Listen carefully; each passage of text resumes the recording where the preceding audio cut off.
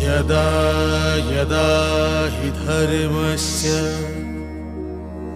ग्लानिर्भवति भारत अभ्युत्थानम् अधर्मस्य तदात्मानं सृजाम्यहम् परित्राणाय साधूनां विनाशाय च दुष्कृतां धर्म संस्थापनार्थाय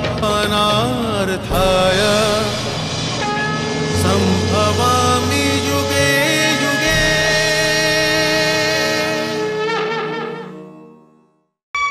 যেমন যেমন এই কাহিনী এগিয়ে চলেছে, গীতার বর্ণনার পথের বাঁক ততই কাছে এগিয়ে আসছে।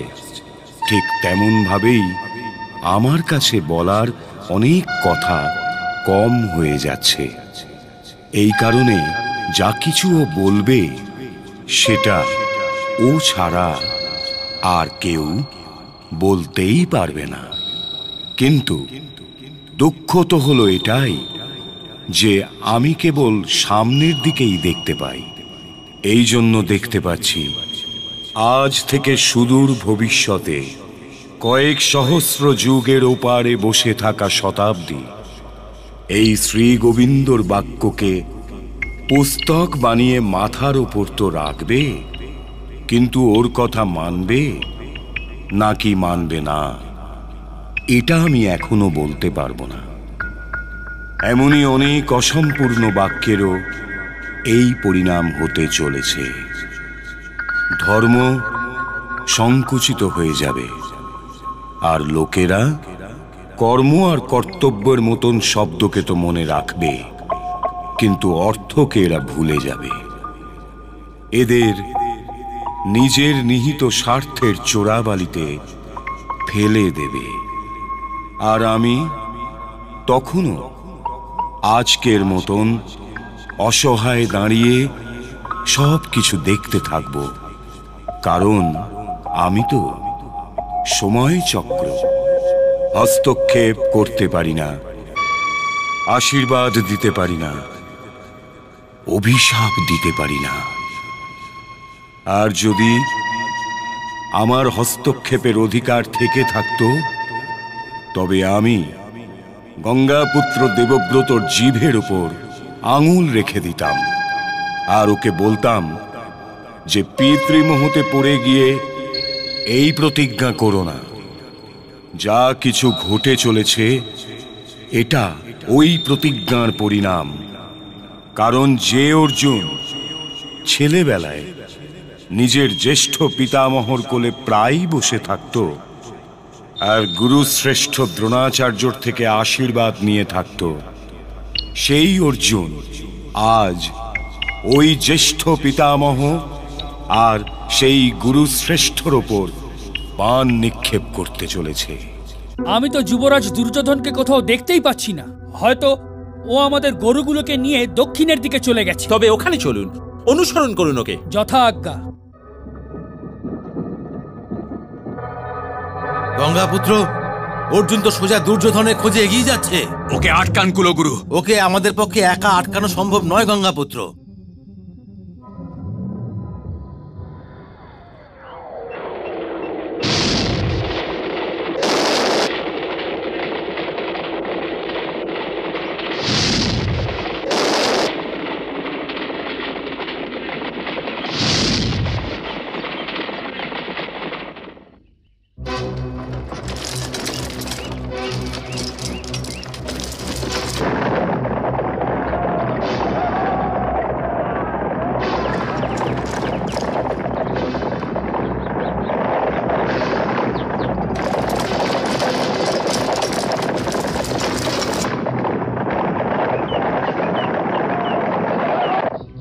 এগুলো কাদের সৈন্য, যারা দ্রোণ শিষ্য অর্জুনের পথ আটকানো সাহস করে চলেছে?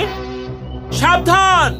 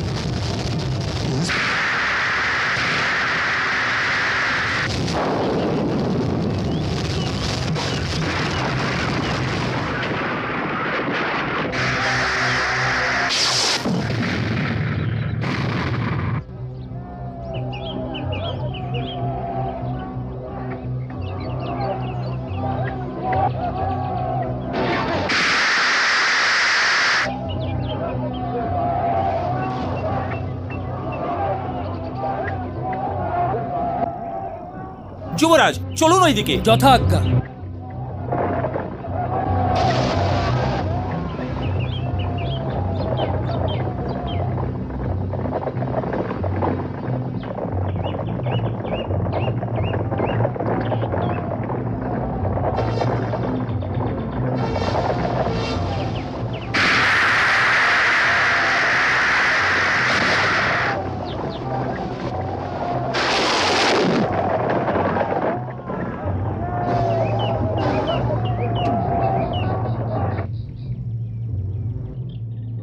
সাবধান!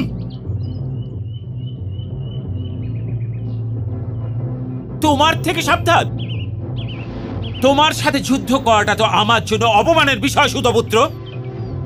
কিন্তু কি করব?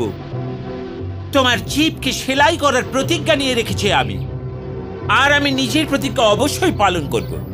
শব্দের বাণ চালিও না অসভ্য বালক। নিজের গণ্ডি পাঠাও আর দেখাও আমাকে তোমার আচার্য দ্রোণ তোমাকে কি শিখিয়েছেন। সাবধান!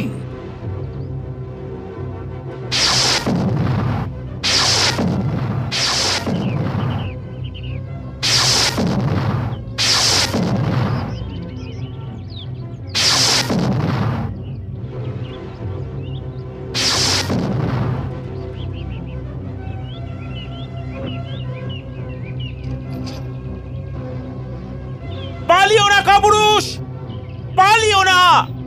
এটা অর্জুনের গান্ডি।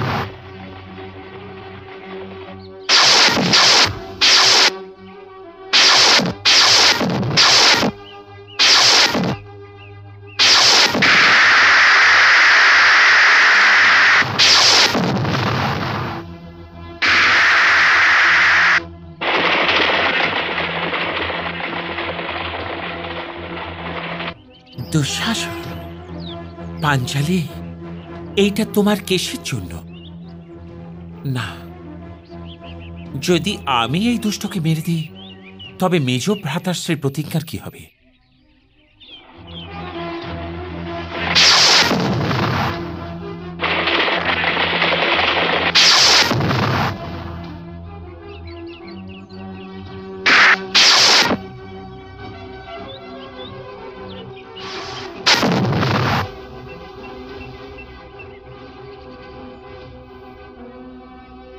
অর্জুন!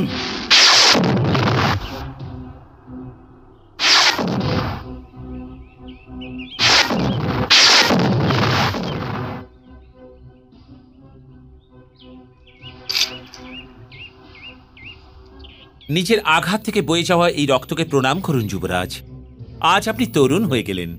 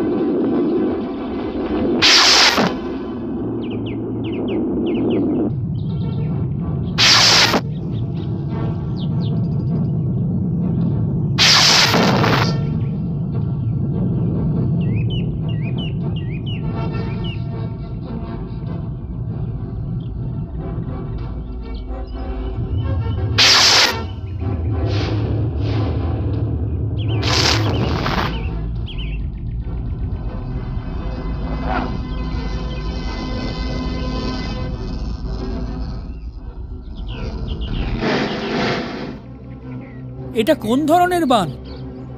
এটা সম্মোহন বান। কিন্তু ওদের ঘুম পাড়িয়ে কি লাভ? মেরে ফেলুন। না, যদি আমি এদের মেরে ফেলি তবে এদের বস্ত্র অশুদ্ধ হয়ে যাবে। আপনি কি রাজকুমারী উত্তরা পুতুলের জন্য মৃতদেহের বস্ত্র খুলে দেবেন যুবরাজ? এটা আপনার শোভা পায় না। এখন যান, আর কর্ণের গোলাপি, দুর্যোধনের লাল আর অশ্বত্থামার বস্ত্র খুলে নিয়ে আসুন। কিন্তু কিন্তু পিতামহর বস্ত্র খুলে নেবেন না। ওনাকে আমার সম্মোহন বান ছুঁতে পারবে না। এখন যান যুবরাজ। যথাজ্ঞা।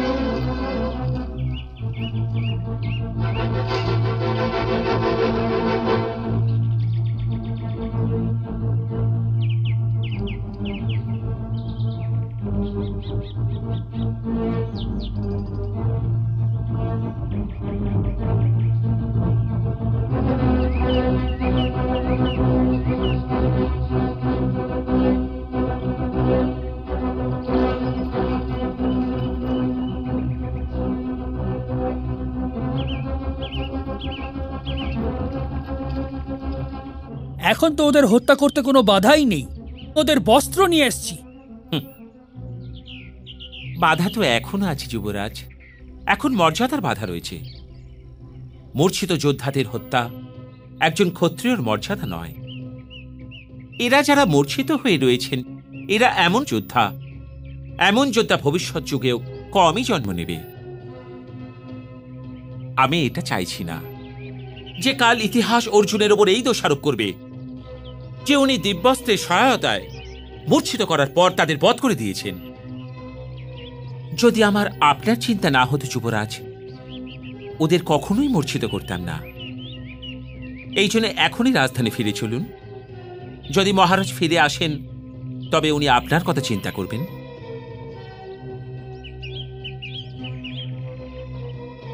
থামুন যুবরাজ, এই স্থান বৃহন্নলার জন্য।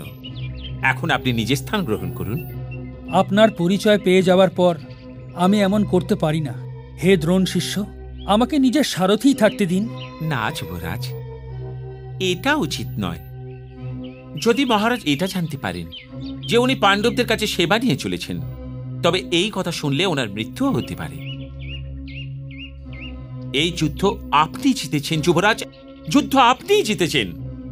যখন ওনাকে এটা বলবেন যে সেনাদলে গঙ্গাপুত্র ভীষ্ম, গুরুবর দ্রোণাচার্য, কুলগুরু কৃপাচার্য, দুর্যোধন, অশ্বত্থামা আর কর্ণের মতো বীররা ছিলেন, আপনি তাদের এমন ভাবে হারিয়েছেন যেমন পবনের তেজ মেঘকে কেটে ফালা ফালা করে দিয়ে তার টুকরোদের আকাশে ছড়িয়ে দিয়ে যায়। এই কথা শুনে ওনার আয়ু দ্বিগুণ হয়ে যাবে যুবরাজ, দ্বিগুণ হয়ে যাবে। এখন আপনি নিজের স্থান গ্রহণ করে নিন আর আমাকে আপনার স্থানে বসতে দিন। আসুন। যথা আজ্ঞা।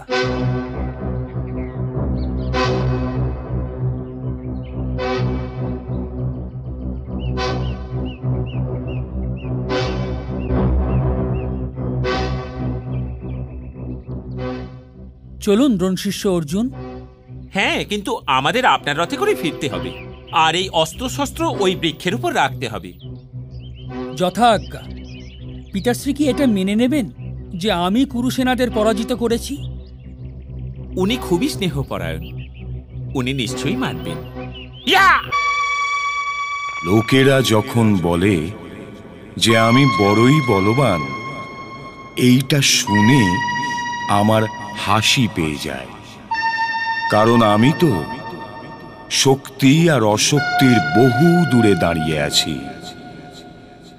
আমার কাছে তো এই দুটো শব্দের কোনো অর্থই নেই। আমি তো তুলার দণ্ড, পাল্লা হলো স্বয়ং জীবন, আর বাটখারা হচ্ছে কর্ম। আমি তো কেবল এইটাই দেখতে থাকি, কেউ যেন কারচুপি না করতে পারে। কিন্তু যে কারচুপি করবার চেষ্টা করবে তার পরিণাম ভয়ঙ্কর হবে। শকুনি, দুর্যোধন, কর্ণ, দুঃশাসন ইত্যাদি এখনো পর্যন্ত কারচুপি করে চলেছে, কিন্তু আজ দেখুন ক্ষতিগ্রস্ত কে হচ্ছে। আজ এই রণভূমিতে নগ্ন হয়ে গেছে কে, আর কার ধ্বজা বিজয়শ্রীর প্রণাম গ্রহণ করে চলেছে।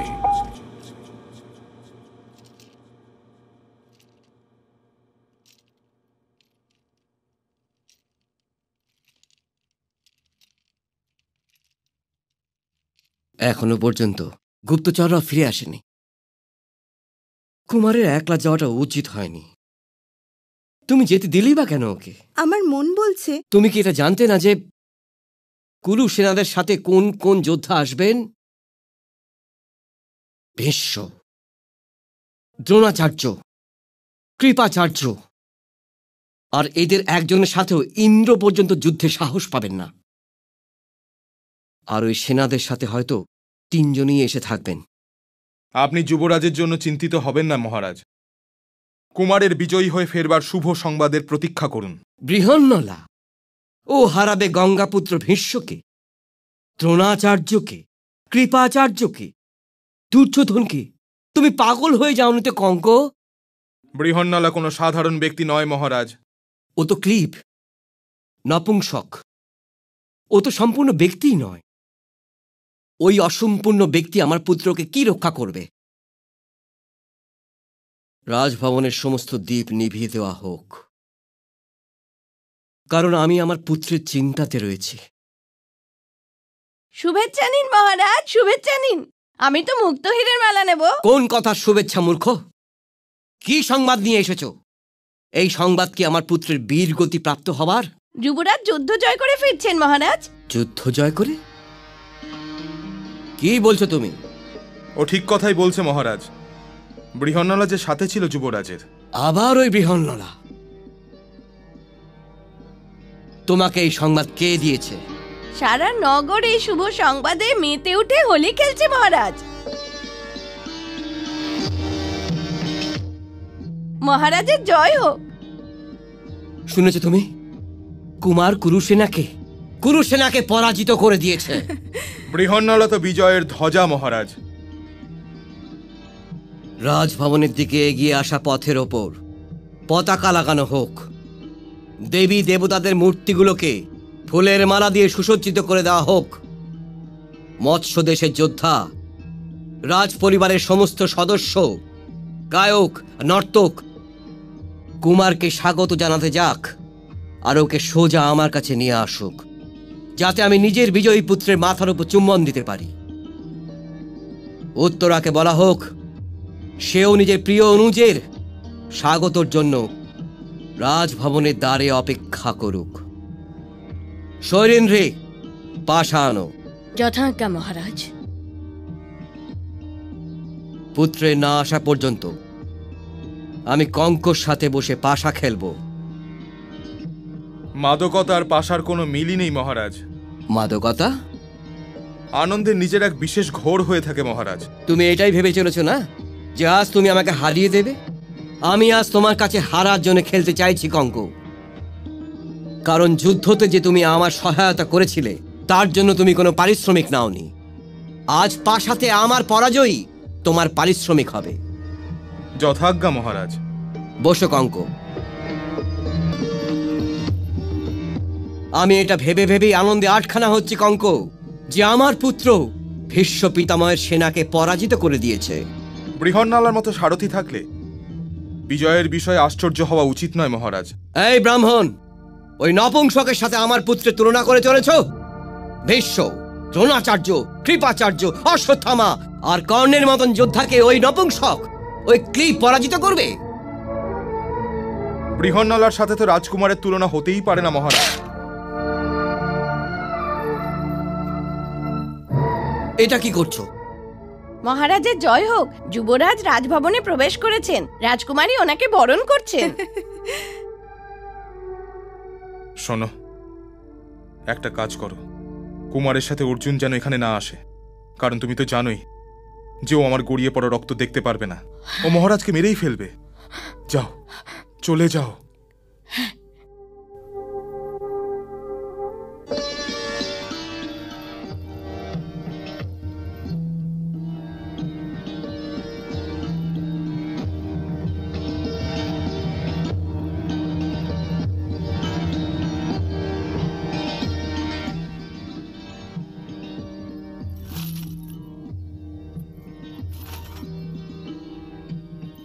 উত্তরা দিদি, আরতি তো যুবরাজের বিজয়ের সঙ্গে সঙ্গে রাজকুমারীর পুতুলের জন্য কুরু যোদ্ধাদের বস্ত্র এসেছে। সত্যি? হ্যাঁ। বৃহন্নলা, এটা শুনিয়ে তো তুমি আমায় দারুণ প্রসন্ন করে দিয়েছো। ধন্যবাদ।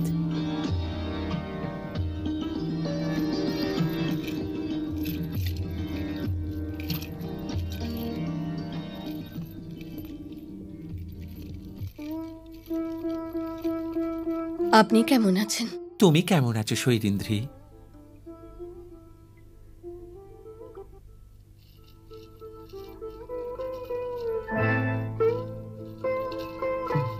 এসো পুত্র, এসো। দীর্ঘজীবী হও পুত্র।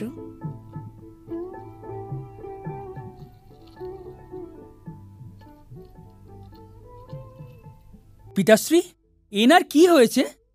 এই দুষ্টকে আমি মেরেছি পুত্র। আপনি?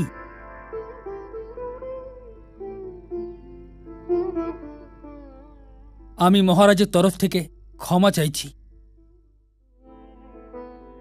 আমি তো ওনাকে আঘাত লাগার পূর্বেই ক্ষমা করে দিয়েছিলাম যুবরাজ, কিন্তু যদি আমার রক্তের এক ফোঁটাও এই রাজ্যের ভূমির ওপর পড়ে যেত তবে এই রাজ্যের সীমারেখা শেষ হয়ে যেত। আর আমি এটা চাইছিলাম না, কারণ এই রাজ্য আমাকে সেই সময় আশ্রয় দিয়েছে যখন আমার খুব প্রয়োজন ছিল।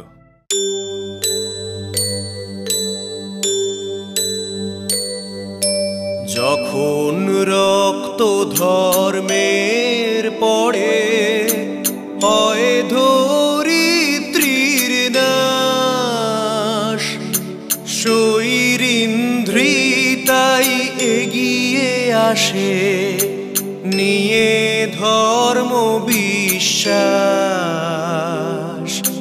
নিয়ে ধর্ম বিশ্বাস।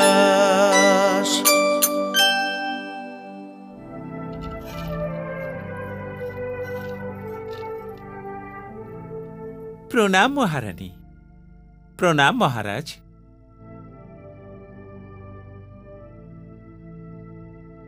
হে পুত্র, এখানে এসো আর আমার নিকটে বসো, যেন আমি তোমার মুখের তেজ দেখতে পাই।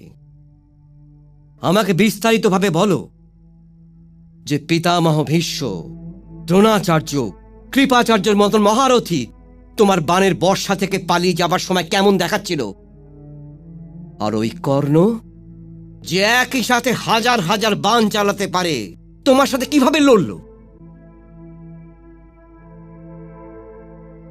এই যুদ্ধ আমি জিতিনি পিতাশ্রী।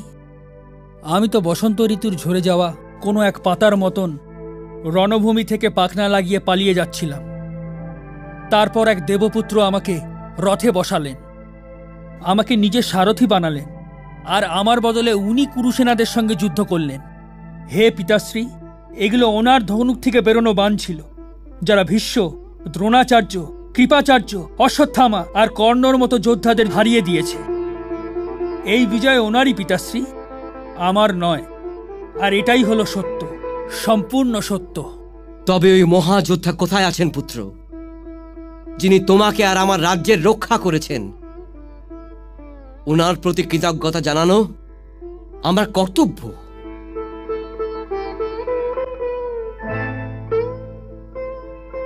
উনি তো যুদ্ধ সমাপ্ত হতেই লুপ্ত হয়ে গেছেন। বৃহন্নলা, আমি তোমার প্রতি অতি প্রসন্ন। তুমি বড় বিপদের মধ্যে আমার পুত্রকে সঙ্গ দিয়েছ। এটা তো আমার কর্তব্য মহারাজ। আরে তো রাজকুমারের বিনয় যে এমন বলছেন, এই বিষয়ে উনি সমান ভাগীদার। মেনে নিচ্ছি ওই যোদ্ধা যুদ্ধবিদ্যা জানতেন, কিন্তু যদি সারথি নিপুণ না হয় তবে কোনো মহারথী যুদ্ধ জিততে পারে না। তবে তুমি তো ওনাকে যুদ্ধ করতে নিশ্চয় দেখেছ। কে ছিলেন ওই যোদ্ধা? পিতাশ্রী, পিতাশ্রী, এই দেখুন কুরু যোদ্ধাদের বস্ত্র। এই লাল বস্ত্র দুর্যোধনের, এই নীল বস্ত্র অশ্বত্থামার, আর এই গোলাপি বস্ত্র অঙ্গরাজ কর্ণের। উত্তরা, এখন এই ছেলেবেলার খেলা ছাড়ো পুত্রী। পুতুল খেলাতে ব্যস্ত হয়ে রয়েছ। এখন তো তোমার বিয়ের বয়স হয়েছে। আমার পুত্রী আমার ওপর কোনো বোঝা নয় যে সর্বদা তুমি ওকে দূরে পাঠাবার চেষ্টা করতেই থাকো। আহা, তো ওকে কি বিয়ে দিতে হবে না? পুত্রী তো পরের ধন হয়ে থাকে আর্যপুত্র। ওর প্রতি এতটা মোহ ঠিক নয়। পুত্রী পরের ধন হয়ে থাকে তো কি, তাই বলে ঝোলায় ভরে পাঠিয়ে দেব? আগে ওর যোগ্য কোনো বর তো পেয়ে যাই। পুত্রী, তোমার মাতাশ্রীকে তুমি বলে দাও, পুত্রী সেই দিনই বড় হয় যেদিন ওর যোগ্য বর পাওয়া যায়। আজ থেকে তোমার যাওয়ার দিন গুনতে আরম্ভ করে দাও দিদি।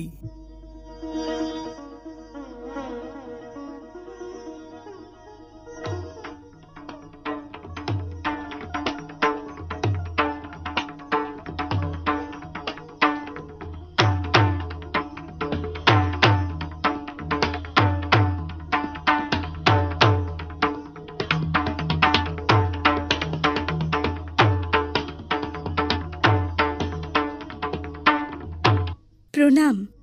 দীর্ঘজীবী হও। বসো উত্তরা। কাল মহারানী যে বিবাহের ব্যাপারে কথা বলেছিলেন তার রং তো এখনো পর্যন্ত রাজকুমারীর মুখের থেকে চলে যায়নি। জান, আপনার সঙ্গে আমি কথা বলবো না। আচ্ছা, একটা কথা বলুন। হ্যাঁ, আপনি তো গান্ডীবধারী অর্জুনের সাথে দিন কাটিয়েছেন, ভারতবর্ষের সব মহারথীদের কাছ থেকে দেখেছেন নিশ্চয়ই। দেখেছি তো।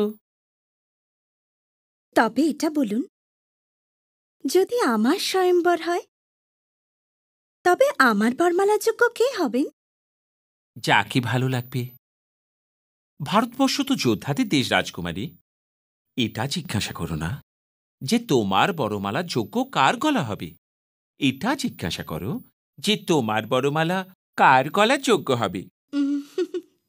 চলুন, তবে তাই হবে। যুবরাজ যাদের যুদ্ধেতে পরাজিত করেছেন তাদের মধ্যে তেমন কেউই নেই যাকে আমার শিষ্যা নিজের বড়মালা দিয়ে সম্মানিত করবে। তবে বাকি কে রইল? আমার বিচারে তো কেবল এমন একজনই আছে যে তোমার বড়মালাকে সম্মানিত করতে পারে, আর সেই তোমার বড়মালার যোগ্য। আর উনি কে? মহারাজ পাণ্ডুর পৌত্র, শ্রীকৃষ্ণের ভাগ্নে, সুভদ্রাপুত্র অভিমন্যু। আপনি তো সুভদ্রাপুত্রকে দেখেছেন নিশ্চয়ই। দেখেছি তো অবশ্যই রাজকুমারী,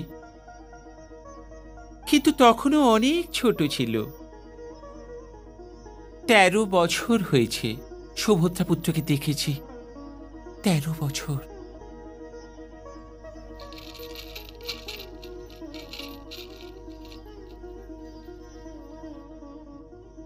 প্রণাম। প্রণাম যুবরাজ। আহা, আজ আমার দিদিকে বড়ই প্রসন্ন দেখাচ্ছে। ভ্রাতাশ্রী, আসুন যুবরাজ, বসুন। এখন তো এই পোশাক ছাড়ুন পার্থ। জ্যেষ্ঠ ভ্রাতার আজ্ঞা মতো আমরা কাল নিজের বেশ পড়ে নেব, আর মহারাজের কাছে যাবার আজ্ঞাও নেব। কাল? কাল কেন? আজ কেন নয়? আমরা জ্যেষ্ঠ ভ্রাতাকে প্রশ্ন করি না কুমার, আমরা কেবল ওনার আজ্ঞা পালন করি। আর ওনার আজ্ঞা পালন করবার দণ্ডও ভোগ করেন। যাকে আপনি দণ্ড বলছেন কুমার, ওটা পারিতোষিকও তো হতে পারে। এখন আমরা জনগণের কাছে বিশ্বাসের সঙ্গে এটা বলতে পারি, পাশা একটা সম্মানহানিকর রোগ, যে পাশা মর্যাদাকে আত্মহত্যার সীমা পর্যন্ত নিয়ে যায়, যে পাশা ভাইদের আর পত্নীকে ব্যক্তি থেকে বস্তু বানিয়ে দেয়। আমাদের এই যাত্রা থেকে জনগণের জন্য এই উপহার নিয়ে ইন্দ্রপ্রস্থ ফিরব। এটা লক্ষ্য করলে দেখবেন এই সওদা খুব দামি নয়। এই জন্যে হে মহাযোদ্ধা উত্তর, ওদের সমালোচনা করবেন না। ওদের সমালোচনার জন্য তো ঋষি আর মহারিষির মুখও ছোট হয়ে যায়, আর ছোট মুখে বড় কথা শোভা দেয় না। আমি ক্ষমা চাইছি। এটা লক্ষ্য করুন কুমার, যে যদি আমি একলা সমস্ত কুরু সেনাকে পরাজিত করতে পারি, যদি আমরা 5 ভাই ধনুক উঠিয়ে নিতাম, তবে কোন সেনা আমাদের সামনে টিকতে পারত? এটা জানা সত্ত্বেও যে গান্ধার নরেশ আমাদের সাথে কপট করেছেন, আমরা নিজের হার স্বীকার করে নিয়েছি। কারণ নারায়ণ ছাড়া এমন কেউ নেই যে কখনো না কখনো পরাজয়ের মুখোমুখি হয়নি। তবে আমরা পরাজয় স্বাদ পেয়েছি। পরাজয় ভীষণ কষ্টকর যুবরাজ, ভীষণ কষ্টকর। আত্মসম্মানী চেতনা এই কষ্টের সাগরে ভেসে চলে যায়। অর্জুনকে বৃহন্নলা বানিয়ে দেয়, ভীমকে পাচক বানিয়ে দেয়, ধর্মরাজ সম্রাট যুধিষ্ঠিরকে কঙ্ক বানিয়ে দেয়, আর দ্রৌপদীর মতো রানীকে শৈরিন্দ্রী। এই জন্যে তোমার কাছে যে হেরে যাবে কুমার, তাকে অপমান করো না। কারণ যুদ্ধেতে পরাজিত ব্যক্তিও সম্মানীয় হন। সেই জন্যই তো বলছি দ্রোণ শিষ্য, যে আপনাদের সকলের এখানে বড়ই অপমান হয়েছে। কঙ্ক মনে করে পিতাশ্রিত ধর্মরাজ মহাত্মা যুধিষ্ঠিরকে ধমকও দিয়েছেন। শৈলেন্দ্রী মনে করে মাতাশ্রী মহারানী দ্রৌপদীর হয়তো অপমানও করেছেন। ওনাকে দাসী মনে করে আমার মামা কীচক ওনাকে নিজের বাসনার চোরাবালিতে টেনে নিয়ে যাওয়ার চেষ্টা তো করেই ফেলেছিলেন। আপনি এই রাজপরিবার আর এই রাজ্যকে ক্ষমা করে দিন।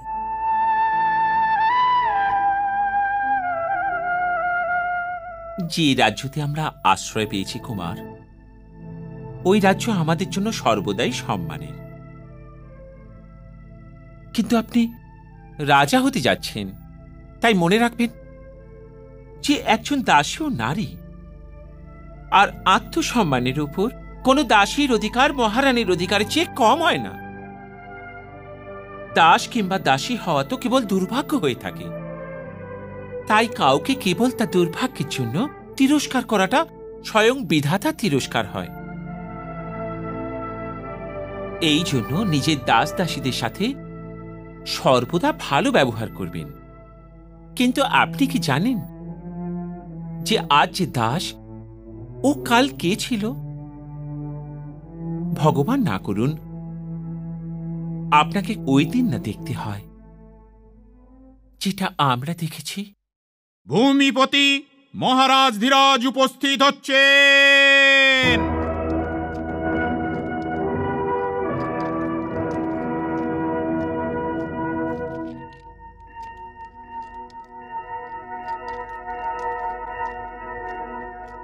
কঙ্ক, দুষ্ট জোয়ারির এত সাহস যে ক্ষত্রিয়দের বস্ত্র পরিধান করে ওই স্থান গ্রহণ করে রেখেছ যেটা অতিথি রাজাদের জন্য সংরক্ষিত আছে।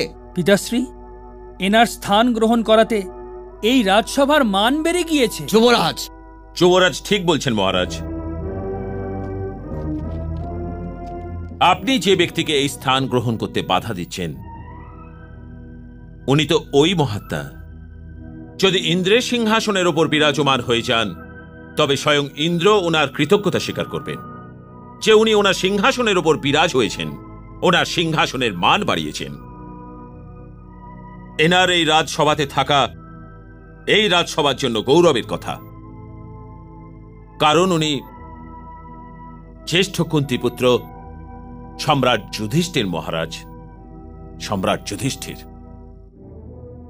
সম্রাট যুধিষ্ঠির? যুধিষ্ঠির? সম্রাট যুধিষ্ঠির? সম্রাট যুধিষ্ঠির? সম্রাট যুধিষ্ঠির? সম্রাট যুধিষ্ঠির এখানে? সম্রাট যুধিষ্ঠির? ও যদি সম্রাট যুধিষ্ঠির হয় তবে তুমি এটা বলবে যে এই পাচক বল্লভ সর্বশ্রেষ্ঠ গদাধারী ভীম, আর তুমি স্বয়ং দ্রোণ শিষ্য অর্জুন। নিঃসন্দেহে মহারাজ। আর এরা আমার অনুজ নকুল আর সহদেব।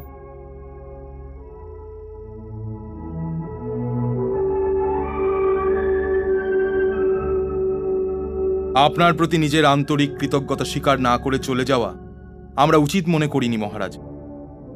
আপনি আমাদের ওপর যে উপকার করেছেন তাকে আমরা 5 কুন্তিপুত্র সর্বদা মনে রাখব, কারণ আমরা আমাদের অজ্ঞাতবাস আপনার ছত্রছায়াতেই অতিবাহিত করেছি। আমাদের রাজসভাতে এনাদের স্বাগত জানান পিতাশ্রী। ভারতবর্ষের ইতিহাস সর্বদা আপনার নাম সম্মানের সঙ্গে নেবে যে আপনি সারা বছর এই সম্মানীয় পাণ্ডবদের আতিথেয় ছিলেন।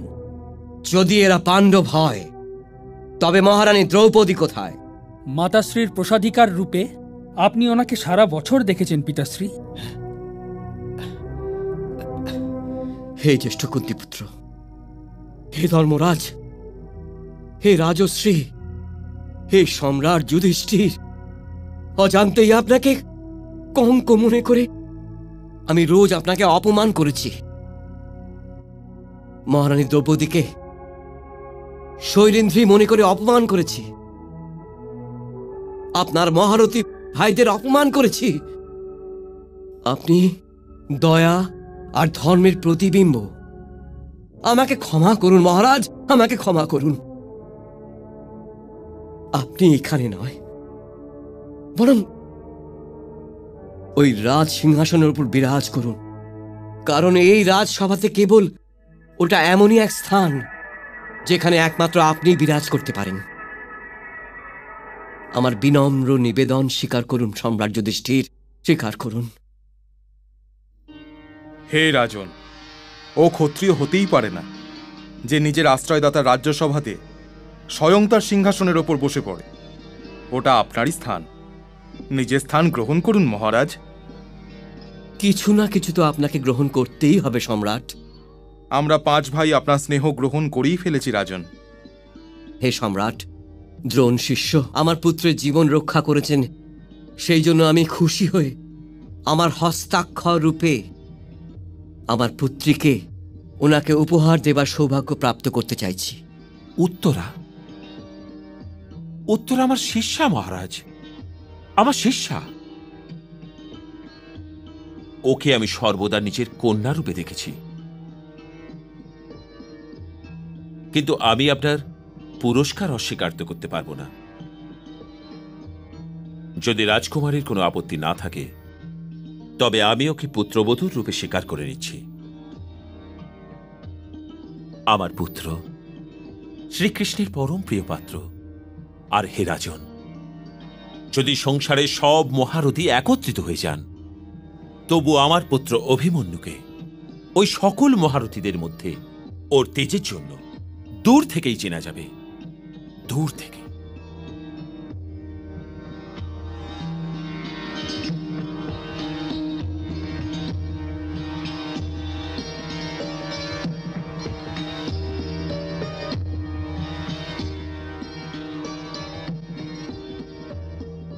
প্রণাম ভ্রাতাশ্রী।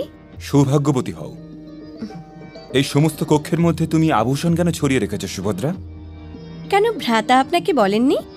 কি বলবে? কাল সন্ধ্যেবেলা উনি এলেন আর বললেন, সুভদ্রা তুমি কি অভিমন্যুর বিবাহ দেবে না? আচ্ছা। তখন আমি বললাম, দেব না কেন, কিন্তু ওর পিতাশ্রীকে তো ফিরে আসতে দিন।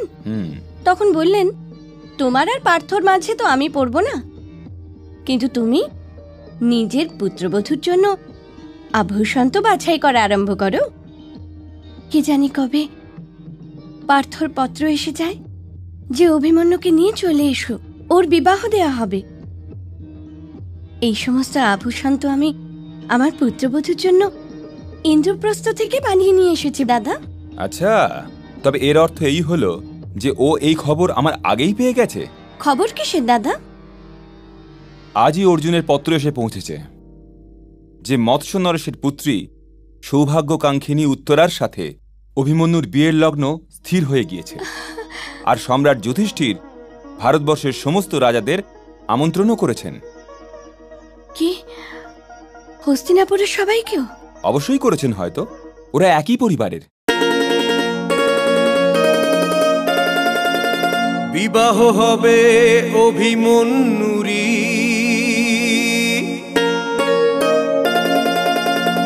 কুরু মিলন সহজ, এই আশা আর বিশ্বাস মনে,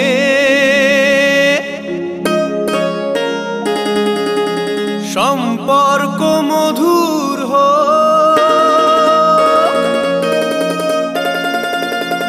কুলদর্পণে দর্পেরি,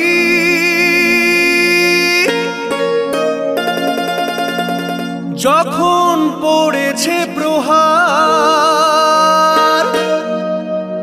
বিকৃত রূপ করতে ভালো